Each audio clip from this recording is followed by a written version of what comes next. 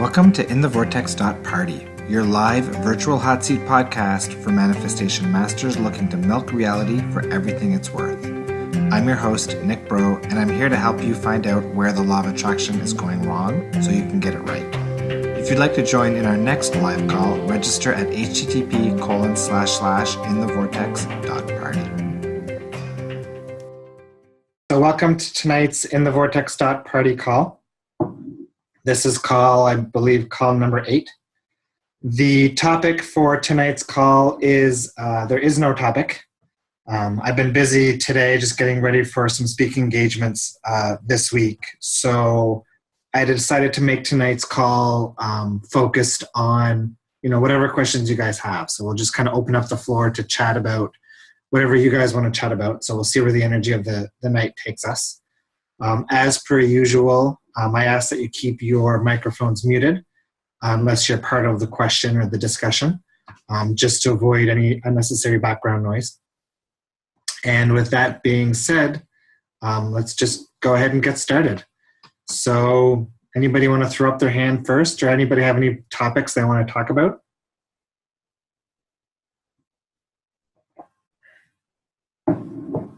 Sure, go ahead, Elizabeth. Let's start with you. Hey, Nick. Hey, how's it going?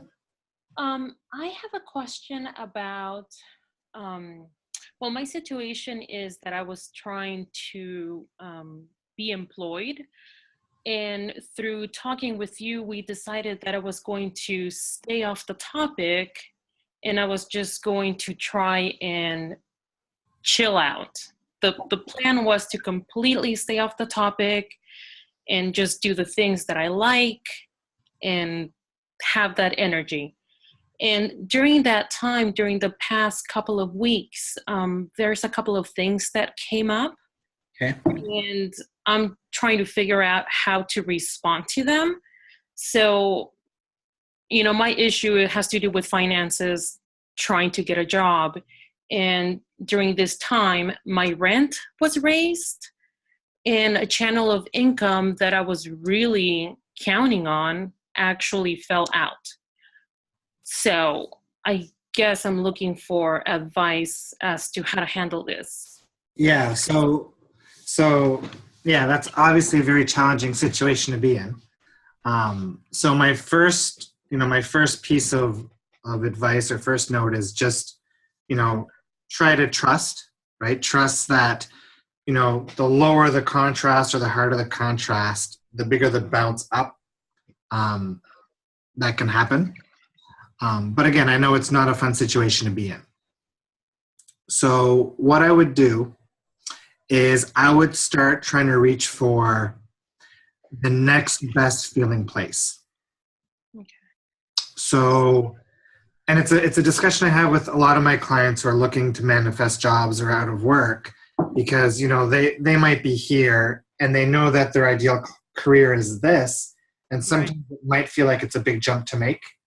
So I tell them, well, if there's an intermediate position or something that you can take on that at least helps ease that financial stress and worry or resistance, then look for your next logical step in terms of letting go of resistance and feeling better, rather than reaching towards what it might be that you really want. Does that make sense? Yes. Yeah.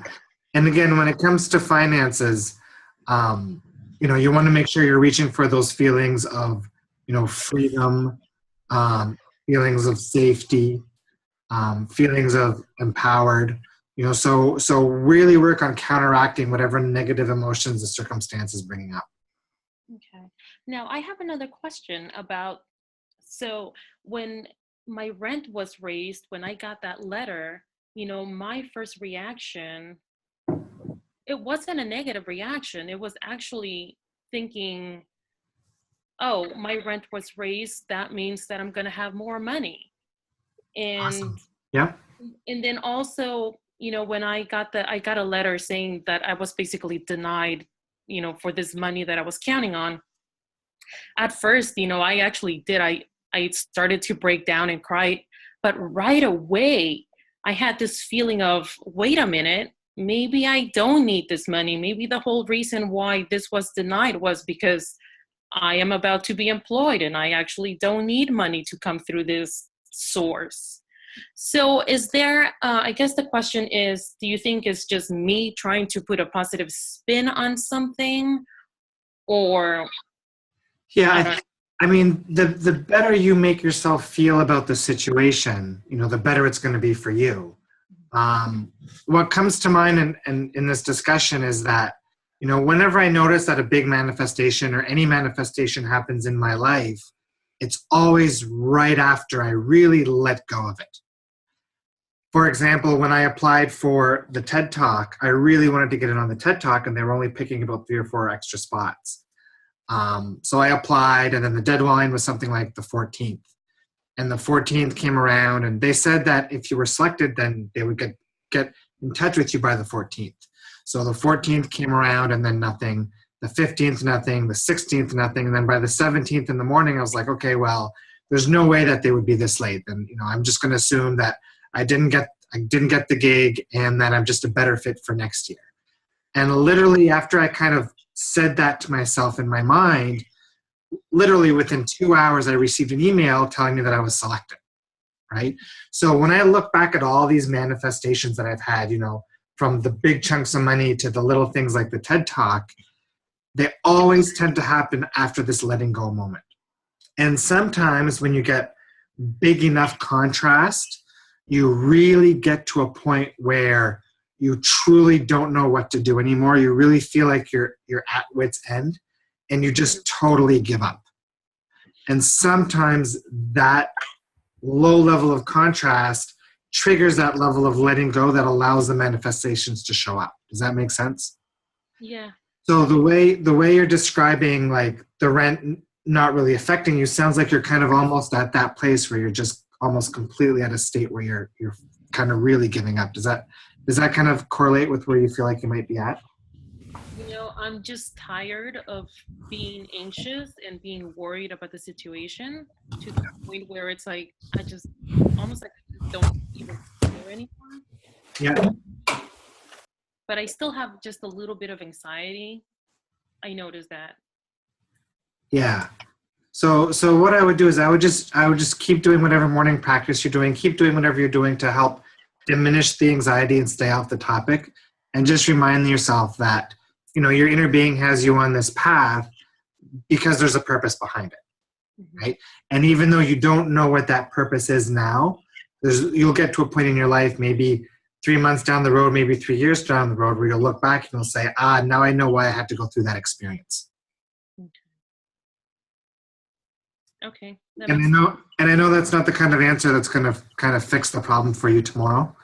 But hopefully that'll, at least give you a bit of guidance in terms of, helping you trust a little bit more, maybe let go a little bit more, and keep working on feeling good. Right. Yeah, I was trying to figure out, I've heard from so many people where they are trying to reach something in their life, and something really bad seems to happen just right before that something comes through, or like there's a miracle behind that storm type of scenario. Absolutely. And for me, when I look back at my life, the deepest moments of contrast that I've had have always triggered the most amount of growth for me, right?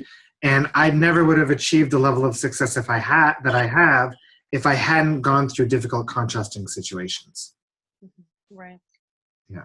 And that's where Abraham's step 5 comes in, right? About really accepting the contrast, trusting in it, and being okay that contrast is there, knowing that it's going to get into a better place. Right. I think it's about trust for me. Just letting go and trust that Absolutely. I am doing all I can, and things will fall through. Letting go has been such a big theme over the last 6 to 8 months. I see it it's something that a lot of my clients, it's like the last step before manifestation. And it's been such a big theme in my life, and it's probably going to be the topic of my next book, because it is something that a lot of people struggle with. And it's something that, takes a lot of practice to master. Right. I'm noticing. Yeah. Okay. No, I think you're doing a great job. So just, keep up with the persistence and just keep working on being as happy as you can, given the situation that you're in. Right. Sounds good. Thank you. Awesome. Thanks. Good question. All right. Anybody else want to put their hand up?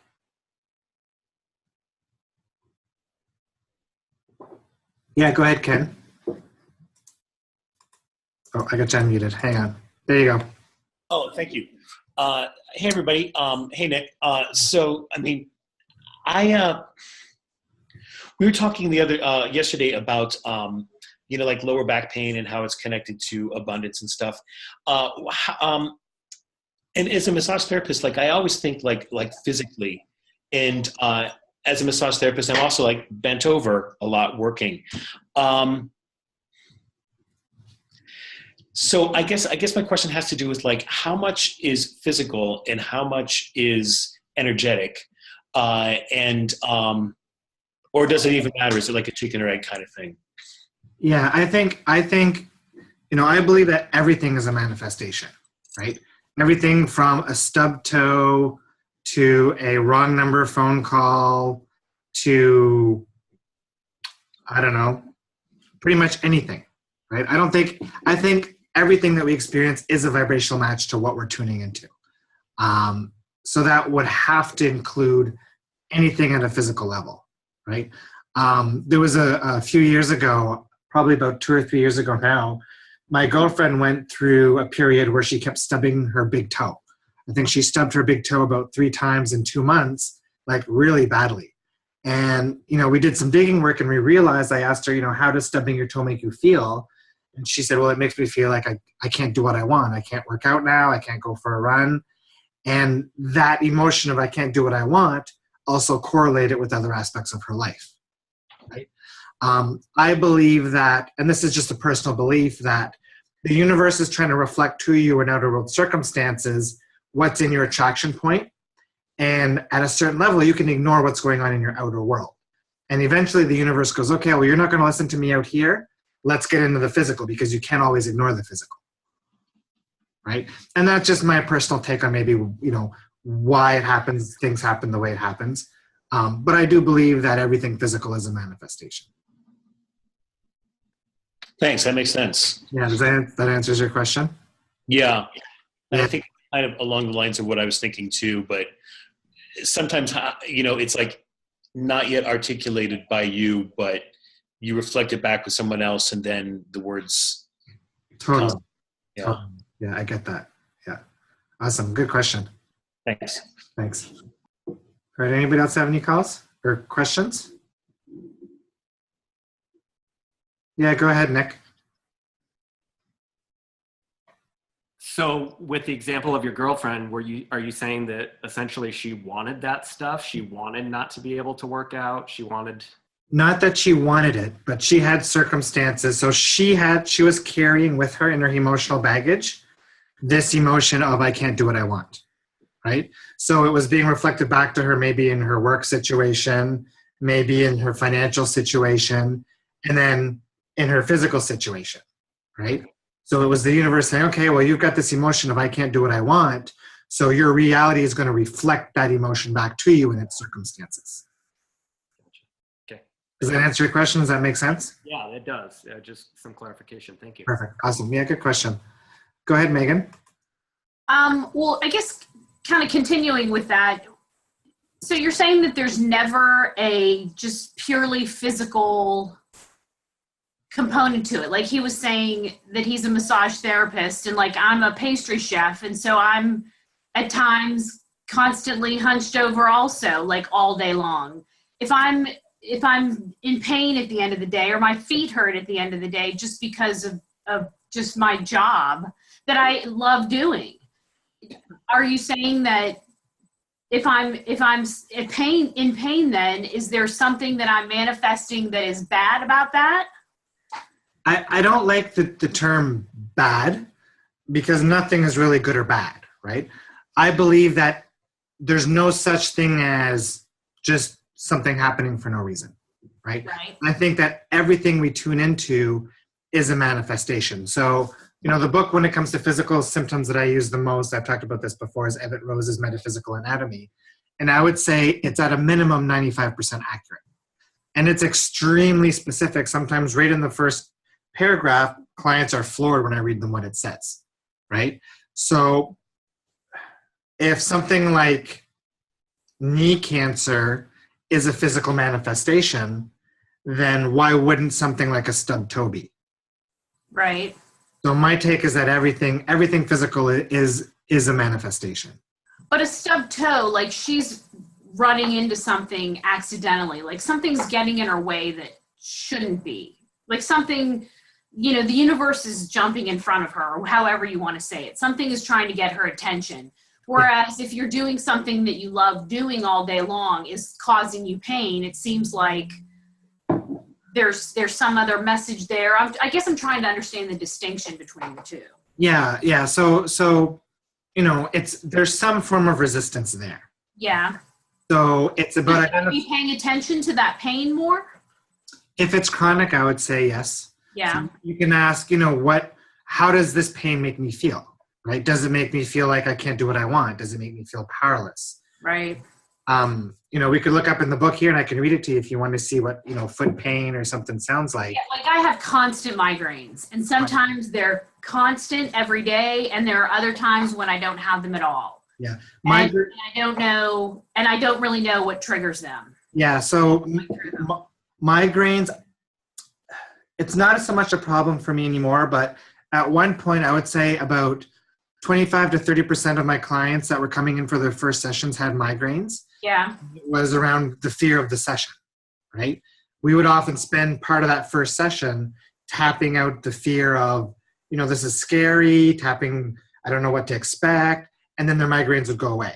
So right. In my experience, headaches is related either to not wanting to do something you don't want to do, or like boundary issues, right? So not speaking up. So I would say that closed up throat chakra or not feeling safe to communicate certain things to certain people would relate to migraines. I had one client in a 2-day workshop, who she was on the 6th day of a migraine when she came in the first day. So that afternoon we did some tapping as a group, and I helped her tap her migraine, and her migraine went away. And I asked her, I said, how often do you have these migraines? She said, I have them all the time. I've got medication from the doctors. Nothing seems to help. And I said, okay, so when did the migraines start? Did you have them your whole life? And she said, no, I've only had them for about 4 years. I said, okay, so what happened 4 years ago? She said, that was the year that my husband left me and my kids. Mm-hmm. Right? So there's a clear correlation there. Right. And if I were to dig deeper into it, my guess is that she had a lot of boundary issues in terms of not speaking up and not voicing certain things, or not having certain conversations with her ex that needed to happen.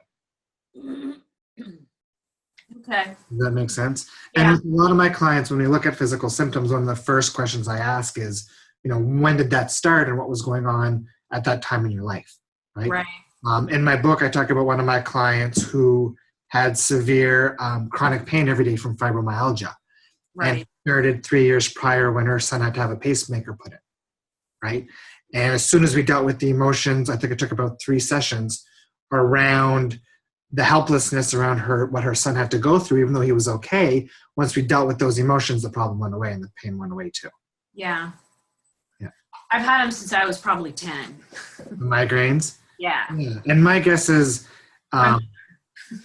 sorry, say that again? My mother. Your mother? Yeah. Yeah. I mean, yeah. Yeah, it's boundary issues. We just ordered Everett Rose, who wrote this book. Also just put out a month ago a book about boundaries. Yeah. And I heard it's really good. Anik is starting reading it now. I haven't looked at it yet. But Anik said it's really good. So anybody dealing with boundary issues, people who have a hard time speaking up or speaking their truth, might want to check them out. Yeah, see, and that's one thing that I get into trouble because I speak up way too much. Right. And no problem speaking up, particularly to my mother, and but so that, I mean, it's kind of funny that that's an issue. Yeah. And I feel when I don't speak up, I hate it. Yeah. So what I would do is I would almost start a journal. So take note every day of the days that you do have migraines, Right. and just write down, the things that happened that day, and eventually, and how you're feeling that day. And Right. eventually you might be able to notice a pattern. Right. Okay. Thanks. Cool. Yeah, let me know if you figure anything out by doing that. Okay. Cool. Good question. All right, next question. Anybody else?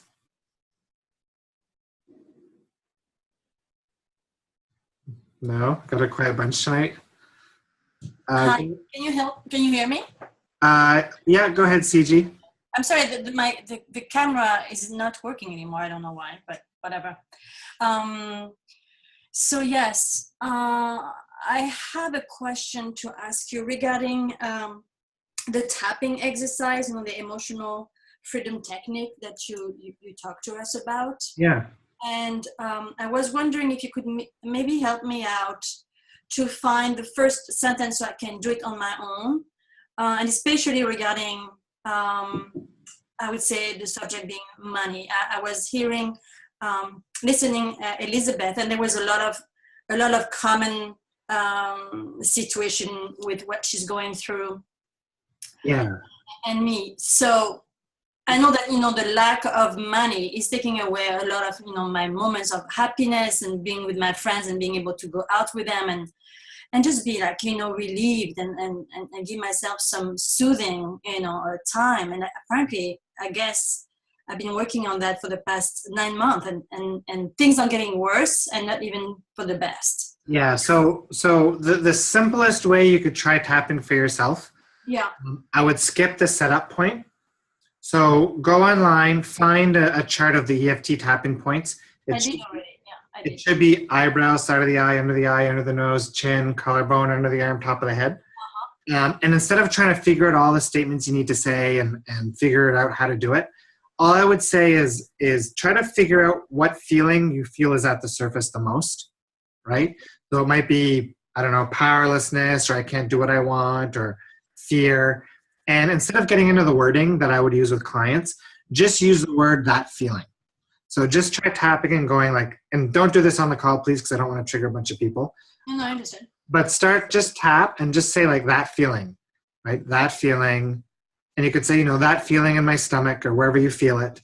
That feeling, take a deep breath. Go nice and slow, right? That feeling, and just use the word "that feeling" and try to tune in to feel that feeling, right? Because your goal again is to feel the feeling and bring it up. Obviously that won't be as effective as working as a practitioner, but I think if you've never worked with a practitioner before and you're just starting out with EFT, that would be kind of the most simplified way of thing you could do to help you try to feel that feeling and bring it up. And you don't want me to do the 2 points, the one at on the arm? No, you don't have to worry about those. Oh, okay. Yeah, Right. there's different forms of EFT. There's older techniques. There's newer techniques. Some people don't use the head point anymore. My personal opinion is it doesn't even matter where you tap. So the theory behind EFT is the emotions are stored in the meridians, and we're tapping on major meridian endpoints and using the statements to allow the emotions to come out. My belief is that the process of the tapping is actually just occupying part of the conscious mind, which makes it easier for the emotions to flow. So again, don't try to overthink it. Just follow the tapping points, try feeling that feeling, use the keyword "that feeling" or "that feeling in my stomach" or wherever you feel it, and just let yourself be relaxed and let yourself see if you can feel it and let it out. Okay. Thank you so much. Yeah, you're welcome. All right, go ahead, Gabby.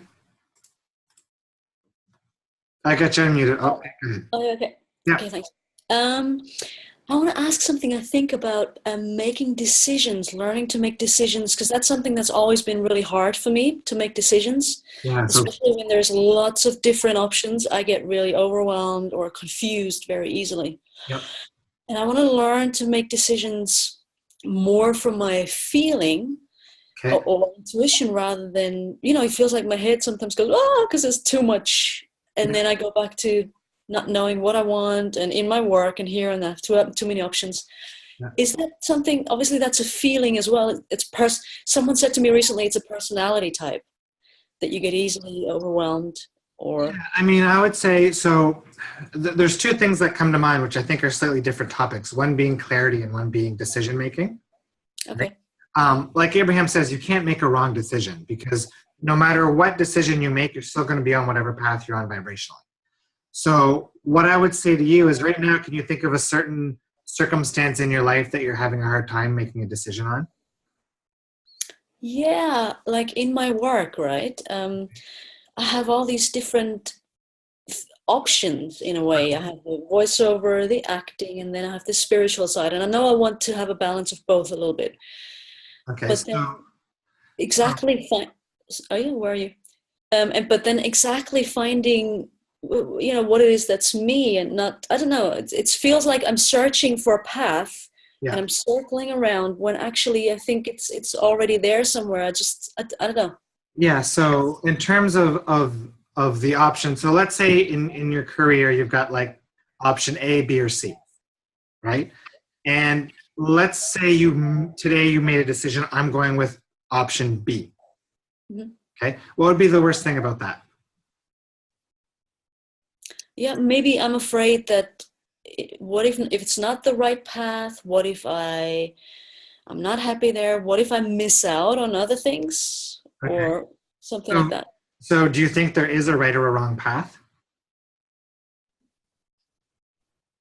Yeah, I'm just afraid of going. Yeah, I think so because I see maybe a lot of people around who are not doing what they like, and I'm like, oh, I don't want to end up like them. Okay, so do you know what you like? Yeah, but I like so many things, you see. That's where it gets confusing. And I learn easily, I learn quickly, so I can do things well. I can do a lot of things quite well. Yeah, so I would say at the crux of the matter is there's an underlying fear of making a wrong decision. Yeah. Right? Because if you're like, oh, I want to make the best decision, I just want to enjoy life, well, hopefully you're just enjoying life now, right? And no matter what option you take, you can still enjoy life along that path. So my decision should be, I just want to enjoy life. I would say feel as good as you can, right? Get on a high flying disc and then go with whichever option feels best. But what is creating the lack of clarity in your decision making is the fear of making a wrong decision, right? And why, do you know where that could come from? Or is there a decision maybe in your past that you regret making? Yeah, I can think of one or two that have had bad consequences, but apparently, this is interesting, someone who does past life regression told me that I made, in a past life, saw something, that I made a bad decision and then they had terrible consequences for my family or something like that. Anyway, so it might go back. I don't know. Yeah, I wouldn't worry about past life too much.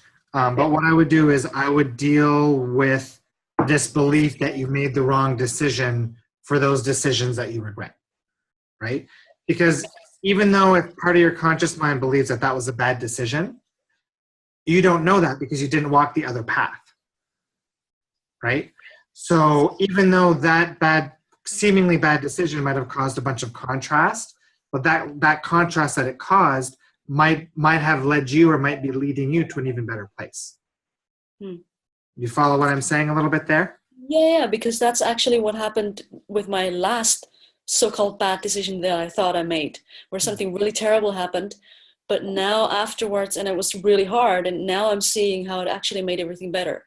Yeah, and to throw a little bit of a wrench into your loop, the decisions you make are completely irrelevant. Because at a vibrational level, you're going to attract circumstances that match your vibration.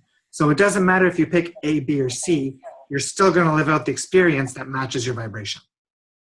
So as long as I make the decision to enjoy myself and have fun, I can go any path. Bingo. Ah. Make sense? Yeah, and then the clarity. speaking of clarity, I then, because that's been a question in my head for the last 2 weeks. So I looked at a video by Abraham about clarity.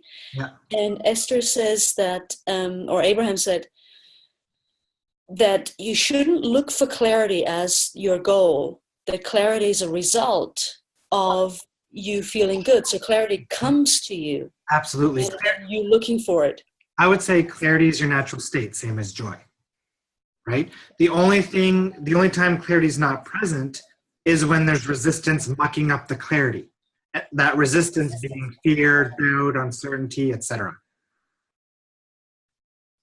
So as long as you're just happy and enjoying the ride and going with whatever decision feels best, no strings attached to the outcome, you're going to have smooth sailing.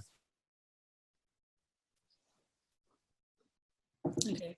Because there are in my work, there's a lot of decisions I have to make every single day, and I'm not used to making so many decisions, and it's like, whoa. And once you get over the fear of making the wrong decision, right, the decision making will be almost automatic.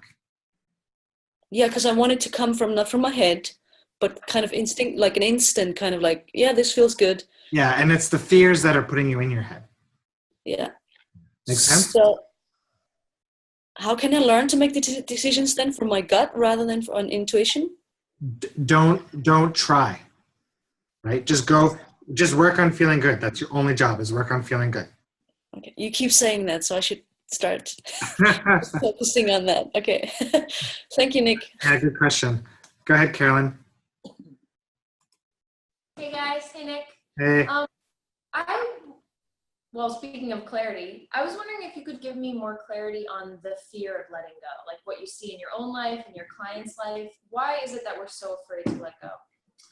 I don't think it's a fear of letting go. I mean, if there's a fear of letting go, it would be due to lack of trust. Yeah. Right? But I think the letting go isn't necessarily letting go from See, I talked about this with Abraham in the hot seat in Cancun. So let me think for a second. So letting go, it's not just letting go and stop efforting in an action-oriented sense, trying to get things done. It's also a letting go at like a mental and energetic level. Like for me, I can really feel when I give up on a desire, right? And then it happens. And it's not, and Abraham said this word for word, it's not that I'm giving up on the desire, it's I'm really giving up on the efforting of trying to make it happen, right? Tell me a little bit more about that. So the letting go isn't, it's not that you're afraid to let go, it's that you want it so badly, you just can't stop obsessing or thinking or wanting to figure it out or being impatient about it, right? That all falls into the spectrum of being unable to let go. Mm-hmm. Right? So the challenge is, like we talked about last week, stepping away from the desire, stepping away from the dependence on the desire to bring you to that emotional set point, and just focusing on enjoying your life as is, which is meant to get you off the topic. And once you're off the topic and not thinking about it, then you're in that state of letting go. Gotcha. Yeah. Which is challenging. Yeah, absolutely. I guess Hawkins, is it, I want to say Richard Hawkins, but it's not Richard Hawkins, but the author of Power versus Force has a book on letting go. Stephen Hawkins, thank you. I think you have it, Carolyn, don't you? Have you read that? Letting go, yeah. Yeah, which I know a few people in this group have already read, and it's on my next to read list. So Okay. People who are actively seeking out how to be better letter goers can check out that book too. Yeah. Okay, awesome. Cool, yeah, good question. Thanks. Go ahead, Miss Sanusi. Hi, Nick. How are you? Good, how are you? I'm good. So something great happened today at my, I've complained a few times about my job, right? Like I'm an executive assistant looking to be a coach. And today I had to touch base with my boss who has been traveling a lot. So I had been like feeling like, oh my God, I'm going to get fired. I'm going to get fired. This is the week of where people are being laid off. Like literally yesterday, every time I like was walking in the hallway, somebody was coming from HR with tears in their eyes. So I sat with him, but I kind of had come to the point where, well, you know what? If I get laid off, I know I can, somebody always needed an executive assistant. So there's like, there's always, there's like, I mean. So you let go of the outcome. Yes, I let go of the outcome. And I'm sitting there with him and he says to me, we're going through our regular touch bases. And then he says, on a positive note, basically I got a bonus. Good. A couple of $1,000s. And I was not expecting that at all. Like I took this job knowing that I asked the question to my recruiter. I'm like, will there be a bonus? And they're like, no, you're not eligible for a bonus. But I knew I was getting a great salary. So I didn't like fuss about that. Yeah. So amazing. Right. Yeah. And so now I'm kind of like looking at what, so, I know this thing happens to me sometimes where I get myself in a tizzy about something, right? Like I'm going to get fired. And then the outcome is completely different than what I anticipated. And I realized this on the way home. I'm like, this is the second job that I have where they make an exception and give me a bonus. This has happened before. Okay. So how can I don't like how-to questions. What I desire is to be present to whether it is, I don't know how this is going to land, but whether it is who I am, who I am in the world, that this happens to me, and be more present to like the abundance and in the moment of things as opposed to in my head. And when I'm in my head, it's obviously like I'm in trouble, something's wrong. Like how do I want to silence that. So you want to be more present basically. Yes. Yeah. So more in the now. Yeah. Yeah. So that's a tricky one for a lot of people and something a lot of people need. Mm-hmm. And it's a big step in getting in the receiving mode, right? Mm-hmm. So I noticed that me personally, I had my really big, I'm more consistently in the receiving mode now since about, I would say September, really October-ish. Mm-hmm. And one of the big aha moments I had in September, October is I was sitting at the kitchen table with my girlfriend and I was like, okay, what are we going to do later tonight? Right? And she said, Nick, did you realize that doesn't matter where you're at what point it is during the day, you're always busy thinking about what you're going to be doing 2 hours or 4 hours ahead of time. Mm. Right? I was always so busy trying to figure out what am I going to do next? What am I going to do next? What am I going to do next? That I wasn't fully in my present experience. Right? So Abraham has an exercise. It's called segment intending. Segment intending, okay. And what you do is you break your day down into individual segments. So let's say you're getting in a 15-minute cab ride to go to the clubs. Then you're going to set your intent that for these 15 minutes, I'm going to be fully present in my cab ride, right? Once you get out of the cab, you're like, okay, what's my next segment? Well, my next segment is the 5-minute wait in line till I get into the club, right? Then you say, okay, so this segment, I'm going to be fully present for this segment, right? So breaking it down into smaller chunks of time helps you work on being more present in those smaller chunks. So it's much easier to do that rather than say, okay, I'm going to be fully present all day today, right? The biggest distraction that puts people in their head and gets people out of the presence, of course, is Facebook, Instagram, Snapchat, right? Social media. I've said it a few times before. Robin Sharma had a nice quote about, or a nice post about how we're addicted to distraction, right? How social media is distraction, right? So a lot of it, it's one of those things that takes a little bit of practice, but tell yourself, every day whenever I can think about it, I'm going to create these segments and I'm going to be fully present in these segments. And not only is it going to help you enjoy those moments more, but it's also going to put you more in the receiving mode. Okay. Does that make sense? Yeah, it does. Yeah, and in terms of your bonus today, keep thinking about it. Keep milking it, right? Keep asking, what else is possible, How does it get any better than this? What else can you show me, universe? Let's keep it rolling, right? Do some positive aspect lists around it, right? Milk it. Yeah, I will. Thank you. Yeah, good questions. Thank you. Okay, did I see any other hands go up? I see there's a question in the group chat. It says, I've had years of fear and anxiety. Now I'm following Abe and LOA. I find I'm more afraid of thoughts and having faith and trust in the process, even though I think I believe in the teachings. How do we trust that we're safe and LOA will work well for us?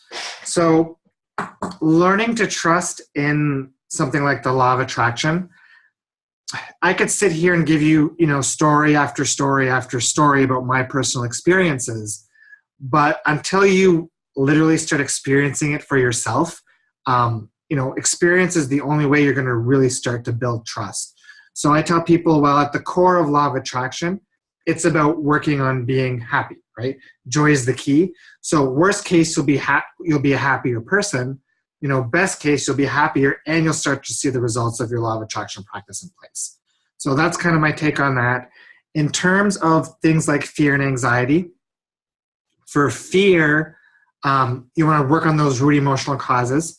Anxiety, a lot of people don't realize, is a subconscious pattern. So, for example, if you're afraid of dogs in your 30s and you don't know why, well, it's because either you've picked it up from a parent or somebody you've been around a lot that also had that same fear, or you experienced a trauma. So part of the subconscious mind's role is to keep us safe. So let's say at 6 months old, you have your first experience with the dog and it bites you. While your subconscious mind goes, holy cow, I don't know what that thing is, but I know it's not safe for you. So from now on, I'm going to run a program, just like on a computer, in your subconscious that says, okay, anytime I'm around a dog, I'm going to trigger some fear because I don't want you around that thing. I want to keep you safe, right? So what happens is as you grow older, you forget about that experience at 6 months old, but that program keeps running. And because the conscious mind speaks in language and the subconscious mind speaks in emotions and images, they can't communicate. So even though you've got this little tiny dog in front of you and you rationally know that you shouldn't be afraid, you still can't control it, right? Because it's a subconscious mind program that's running. And that's all stuff that can be reprogrammed using stuff like NLP and tapping. So that's kind of where anxiety comes from. And again, it's always rooted in, emotions and programming that we pick up. So hopefully that answers your questions around fear, anxiety, and what else was it? Trust. And again, if you have any follow-up questions, just post it in the chat room. I see Angel having a question. Do you mind if I unmute you, Angel? You can go ahead and ask it. Okay. Go ahead. I was just asking, I think if letting go is really just trusting. It's trusting. There's definitely a big component there for sure, right? I think if you can't let go, there's probably a belief or a feeling that it's not going to show up, right? If you knew 100% that a desire was going to show up, whether it be in a week from now or a month from now or 3 months from now, if you know with 100% certainty that it was going to show up, I would say you would probably most definitely let it go. All right. Yeah. Good. Yeah. Good question. Okay. All right. So we've got time probably for a few more questions. Anybody else?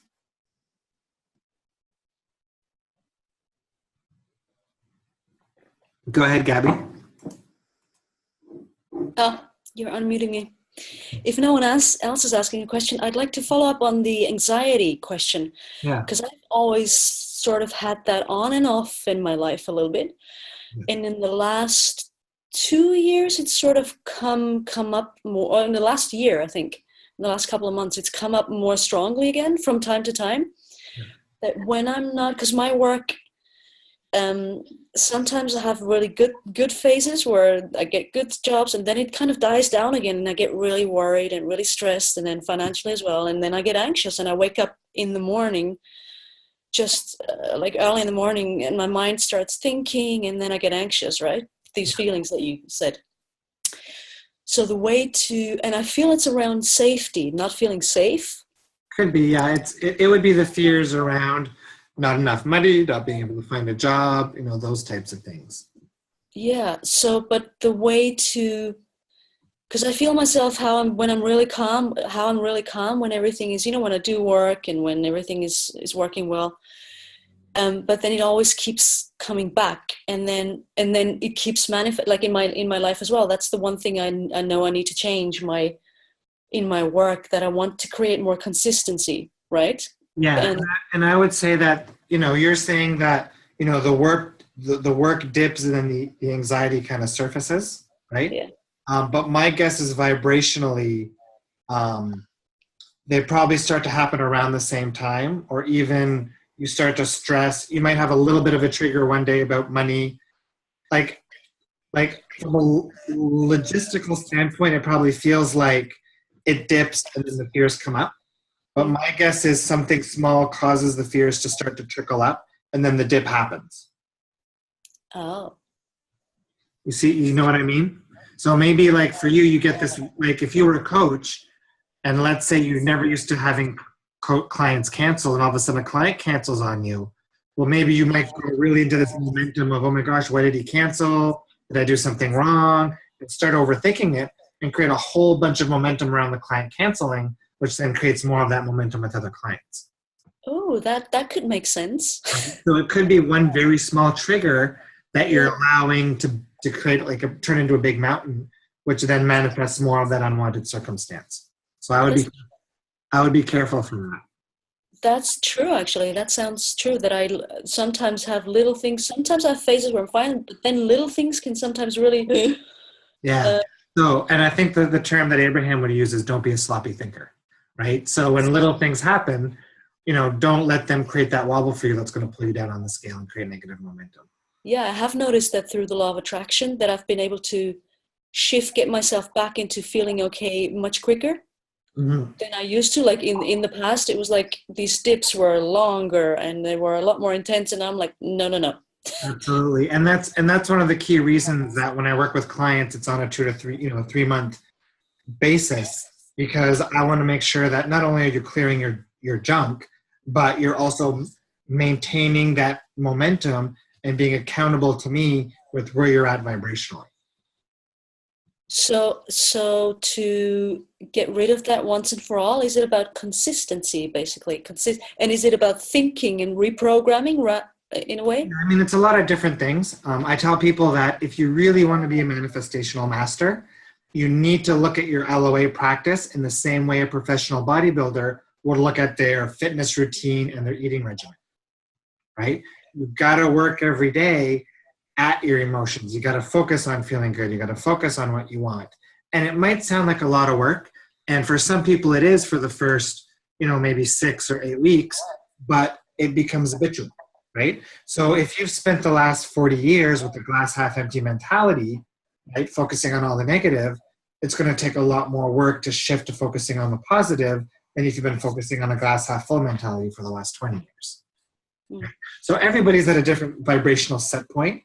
But again, vibrationally and emotionally, most people are going like this, right? They're having a few high days, mostly low days, high day, low day, sometimes they're in the middle, but people are all over the place, right? Because they're not controlling their emotional state, right? So part of it is doing the clearing work to level off and get you up high, right? Because you want to learn to control your emotional state. You don't want to let your circumstances control them anymore. Once you stop doing that, you start to level off some, right? Especially as you build trust. And then as you clear your emotions and you work on your morning practice, then you start leveling up higher and higher, closer to your state of joy. That makes sense. So it's consistency of thought. Consistency is super important in manifestation. Yeah. It's like listening to a radio channel, right? If you're trying to tune into 106.5 and you only tune in 3 seconds at a time every 5 minutes, you're not going to get a whole lot out of it. So basically, and that means that this anxiety and this dipping that's been happening in my life, that's the resistance that keeps the stuff that I've put in my vortex that hasn't happened yet from coming, right? Because I always could be if it's persistent, and if it's something that happens, a couple of days a month or something, maybe not so much. But if it's something you feel generally most days, then it's very possible. It's hard to know without doing some, a good amount of digging work. But yeah, it's possible, right? Because anxiety is a sign of fear, and fear is a sign of not allowing, which is a form of resistance. Mm. Right? Because if you're afraid, you're focusing on what you don't want. So the solution is to focus on what you do want.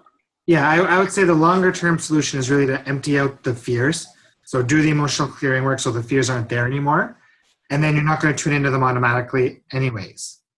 Right? So it's there's different approaches to it, but ultimately you want to get away from that, negative emotional set point into the positive side.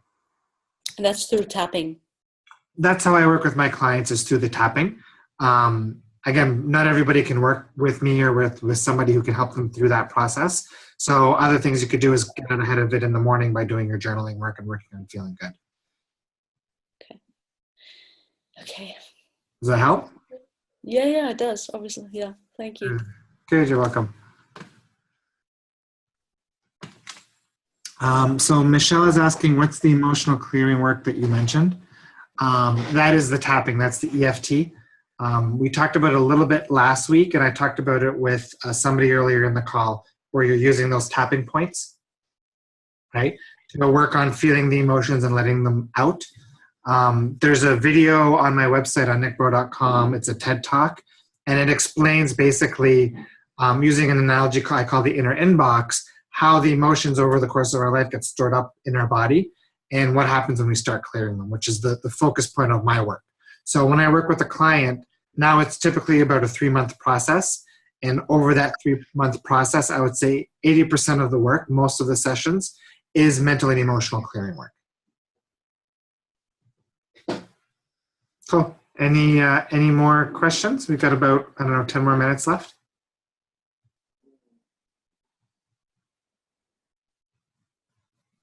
No? I could ask another question. Yeah, go ahead. It's just, the fact to feel, stuck. And I feel like, maybe I don't understand anything about Abraham and feel like, what am I doing? It's like I'm even doubting about myself to a point that I'm saying to myself, for the past 9 months, I've been really being present about this work and nothing is happening. And not that I have not learned things, and I got more of an understanding of how much, I was closed in my life about many other things.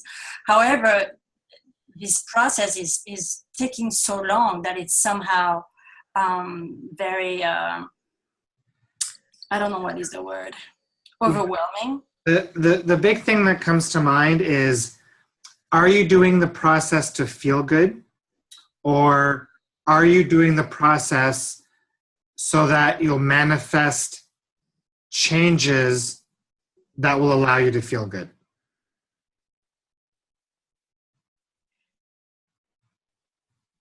I would think that it's more on the second situation that you just said. Yeah, so what I would do, a lot of the times, and I see this a lot in clients initially, is that they're trying to do law of attraction work to manifest, the desires that they want. Right? Yeah. And rightfully so, because that's what law of attraction teaches. Yes, it is. But what happens is the dependency on the desires and the desire for the results ends up being stronger than the desire to feel better. So what I would recommend for a lot of people, similar to being in your shoes, is try to work on being as happy as possible, regardless of the circumstances that you feel that you're in. So maybe put yourself in this mindset that, you know what, these circumstances are going to change when they change. There's nothing I can do to necessarily change those circumstances. So I'm just going to work on feeling as good as I can, no matter what's going on in my life, just for the sake of feeling good. And if you can put yourself in that mindset and put those shoes on for a little while, and really stop caring about manifestations, you'll start to notice big shifts will start to happen. And not caring as much as the manifestation. That's just what you said. To let go the manifestation, the desire of the manifestation. That's what you said. Absolutely. I would say for the next 6 weeks, I would say stop trying to manifest anything. Mm-hmm. Just say, you know what? I'm going to stop efforting because efforting is not getting me anywheres. Yeah. I'm going to stop trying to manifest. Uh-huh. I'm just going to do some of the stuff that Nick is teaching me, some of the stuff I learned through Abraham Hicks, and I'm just going to focus on feeling good and having fun. All right. That's interesting. Yeah. And one of my clients on the call here, and she could even probably talk about that, went through a phase just before Christmas where, you know, she does this type of work, and she really got into the guts of manifesting and learning how to manifest and really trying to manifest, knowing what was possible. But she was trying so hard to manifest certain things that manifestations weren't happening. And when it's when I kind of instructed her to just stop trying to manifest, take a step back, enjoy life, enjoy where you're at, have fun. And when she did that, everything changed for her. Mm-hmm. Right? So really what I say is, and this falls into the category of letting go and everything else, is just, you know, take a step back from trying to manifest, trying to achieve anything. Just enjoy life, regardless of what the circumstances look like, and see what happens. Yeah, I think it's a very good advice, because I have so much things to be done, and more I'm trying and less it's working. Absolutely. It's terrible. Yeah, and you know what? Be grateful that you're in this lesson, because once you cross over to the other side, and once you learn this, right, you'll be in a very new place. Yeah. All right. Perfect. Thank you. Thank you. Go ahead, Carolyn. Okay, well, you just answered it, but just to add to that, what other advice, or how would you further explain when people are afraid that their desire won't show up? You know, when they are attached to the outcome. So ask your question one more time so I can really like get the feel for it. So it's about the fear. So what is your advice for those who do experience the fear of their desire not showing up? That's it. Yeah, so the first thing I would ask is, what's the worst thing that could happen if it doesn't show up? Right? So it sounds to me like if there's a fear of a desire not showing up, then there's a dependency on the desire to achieve an emotional state. Yep. Right? So the goal, again, is to tap away the fear, clear the fear, and work on achieving that emotional state. Yep. Cool. And just to piggyback on what you said, I think it's all about really changing who you are too. Because once you can actually get to the point where you're not dependent on those desires, imagine how much better life could be. Absolutely. Absolutely. And like tomorrow after my talks, I'm going to be doing some note taking around like a lot of this stuff, because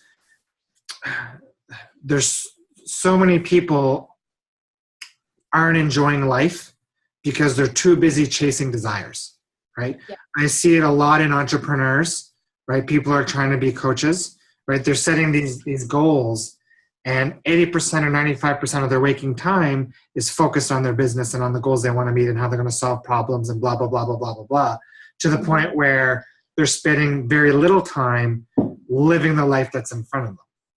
Right. And they're not happy because of it. Which is probably why kids are such a shock to us, because they don't do that at all. Totally. I love spending time with my kids, and I spend as much time as I can with them, because it's like, there's nothing that gets you more present than doing Lego with a 5-year-old. Yeah. Right? Yeah. Especially when you got another one in the background screaming, "Daddy, daddy, daddy, daddy." Yeah. Good. This is good. I just think I'm just so grateful for everyone on this call, and yeah, I just feel like this is a really good conversation, and you can always be working on this kind of stuff. Oh, totally. And you can never get it done, right? Yeah. And an important lesson there is, anybody who needs help being grounded and present, go have babies. I'm not there yet. All right, thanks, Carolyn. Yeah, thanks. Go ahead, Elizabeth. Oh, you're still muted. Let me unmute you. Oh. There, go ahead. Oh, okay, great, thanks. Okay, so I was thinking how much of, law of attraction is actually just a belief. Because I'm thinking in my situation, looking for a job, my whole company, the whole company was closed. So everybody that I work with, all my friends, colleagues, everybody was, really stressed, really worried, and they all got jobs. They're all working right now and they all have jobs, and they were freaking out and super stressed. And, they were doing the work that we all know to do when you lose a job, basically just submit a whole bunch of resumes, look for a job. And here I was trying to take this approach of, I'm going to use law of attraction and I'm going to do this, this, and that. And it's been months and I'm still unemployed. And so I'm thinking, is it really more of a belief? Well, I mean, I guess it depends on where you want to go with it, right? So, I've been reading, spirituality and personal development and self-help over 10 years. I've been listening to Abe on and off for 10 years, probably every seminar in the last 4 to 5 years. And she's never said anything to me that didn't resonate or didn't feel to be true, right? So when I look back at all of my life experiences, all the manifestations, all the crazy synchronicities, backed up by all the work that I do with my clients, because all the work that I do with my clients is based on the foundation of what she teaches, right? So I definitely believe that everything is vibrational, that we live in a vibrational reality. So are you asking whether it's a placebo? I'm not sure how exactly to pose the question. It's almost along the lines of, if you don't know how to follow the right steps of using law of attraction, don't try it for anything that is really important to you.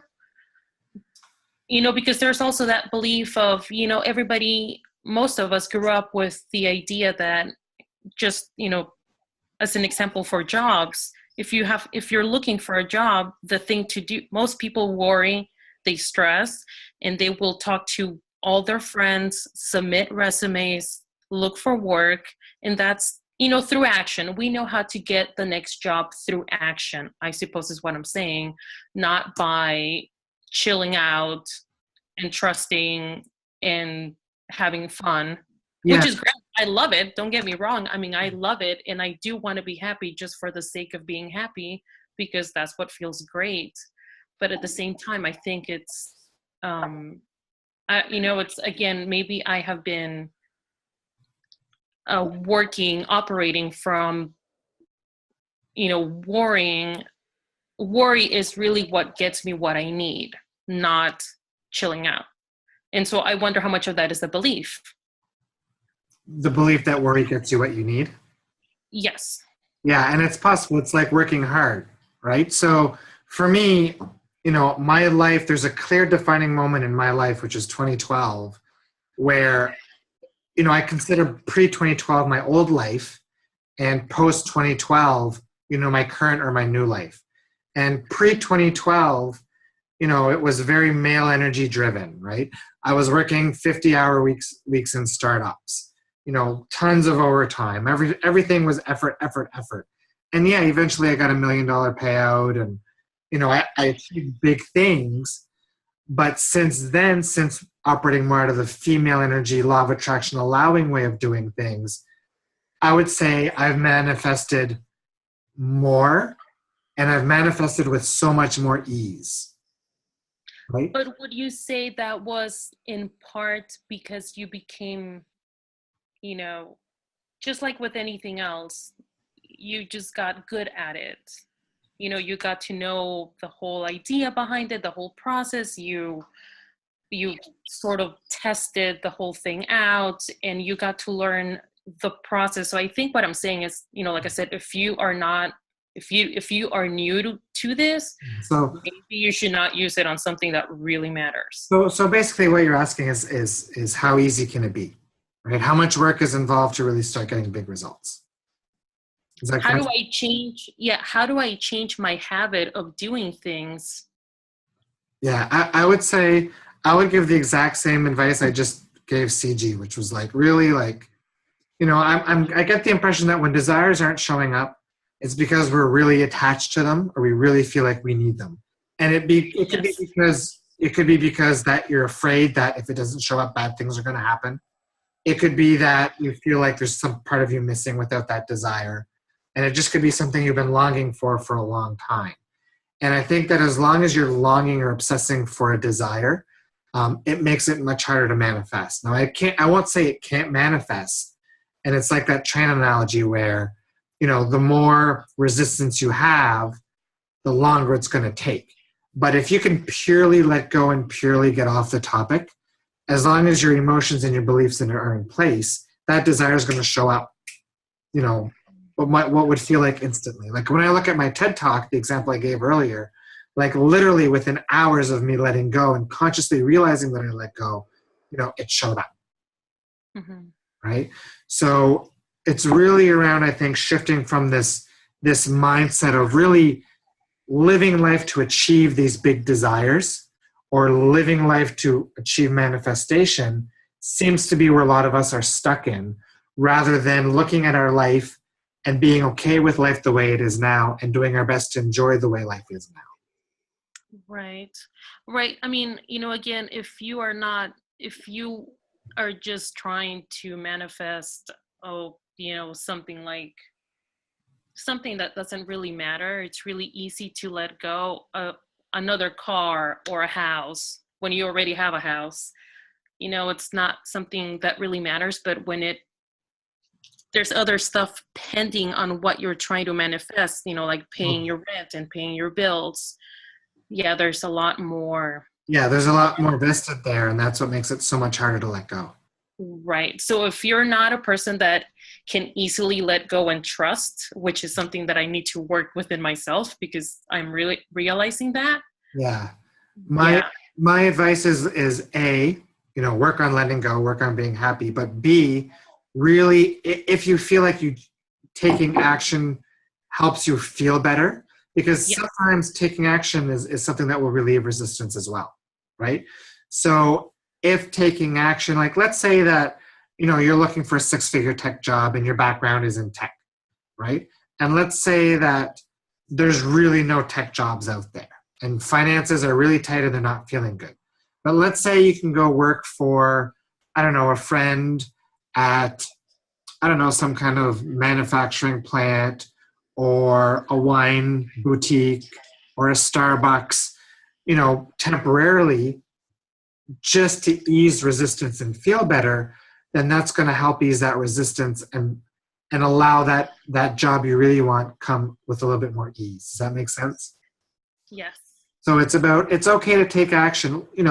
If taking action is going to break you to a place where you feel better, then I would say, yeah, go do that.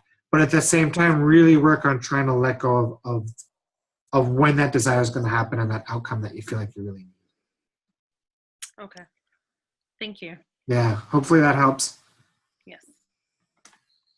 Thanks. Any one last quick question? If not, we're going to wrap it up. No? Okay, so thanks again for tonight's call. Thanks for all the great questions. I think it was some really good discussions. The recording should be up probably tomorrow, if not the next day. And we'll check you again next time. See you guys later. That's it for today's episode. Thanks for listening and much appreciation for everyone who jumped in on the call. If you want to participate in future calls, suggest a call topic, or be notified of our next episode, be sure to subscribe at http://InTheVortex.Party or come hang out in our InTheVortex.Party Facebook group. If you enjoyed this podcast, feel free to leave a review or click the share button to share with others.